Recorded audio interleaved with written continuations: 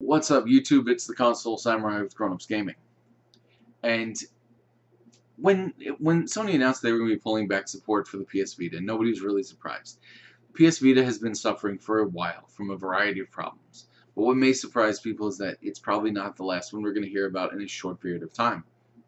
Where the Vita failed mainly because of its price. I mean, it just wasn't worth the money that it cost, with not really catching on with its demographic, third-party developers jumping ship, and thereby just not really having a great library. Although it was a good piece of hardware and it did have a lot of potential, it just kind of hit a brick wall.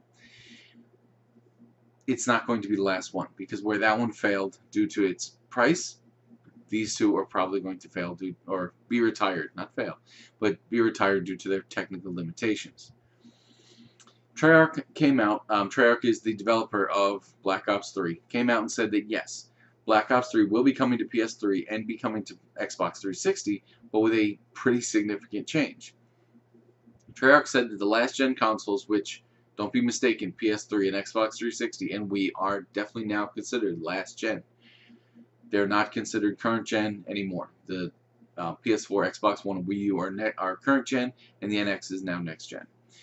But the major change is going to be that they're not getting a campaign mode. They're not getting a campaign mode at all. This isn't a case of they're getting a shortened version of it. The reason for this is that the new campaign mode will let you go through with up to 4 players. And Treyarch just says that's not something those two consoles can handle. So they're going to be relying only on multiplayer for that. And their argument for that was that Call of Duty players, for the most part, do focus more on multiplayer than campaign. And maybe that's true, maybe that's not. At least from the perspective of an outsider, somebody who doesn't play Call of Duty, I can see that. That does make perfect sense to me. And that actually seems to be a very common thing for the entire genre of first-person shooters. Regardless of which one it is, the vast majority of time seems to be spent on multiplayer. Sure, a lot of players do go through the campaign mode. They may go through once, they may go through twice, but they do spend the majority of their time playing the game in multiplayer mode with their friends or against their friends. So I do understand that. That does make sense to me. But Treyarch also said, you know, we've tried to get people to upgrade quite a bit, because we've known that the PS3 and the Xbox 360 were going to be very limited. And they did take part in an upgrade plan.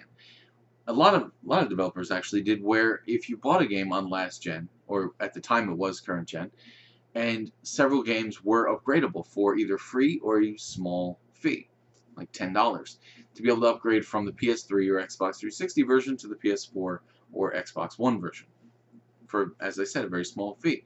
And a lot of people took advantage of that. A lot of people didn't, for various reasons. One, because maybe they were waiting to know whether the systems were going to be worth it, or if they were going to have technical problems like the Red Ring of Death, or if they just really couldn't afford it, if it was just too much money for them.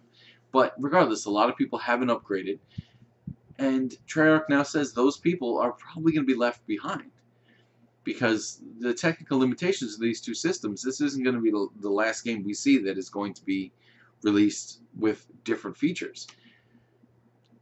With games getting more and more technically advanced, those two systems are going to fall farther and farther behind.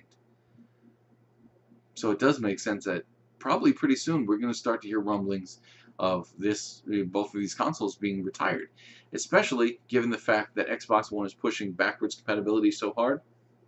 There's a very good chance we'll hear about the 360 being retired before the PS3. Not that the PS3 has a longer lifespan, but Xbox may come out with the announcement sooner. But what do you think? Which would you prefer? Would you prefer that game developers just abandon last-gen systems altogether and just say, well, you know, the things that we want to put in the game, we really can't get in there because last-gen's holding us back, so we're just not going to bring in last-gen at all into this game, in the case of not even releasing a game on last-gen?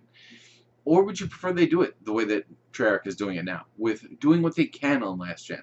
That way people who haven't had the opportunity to upgrade yet still get to get in on some of the fun. Maybe not all the fun, but at least some of the fun.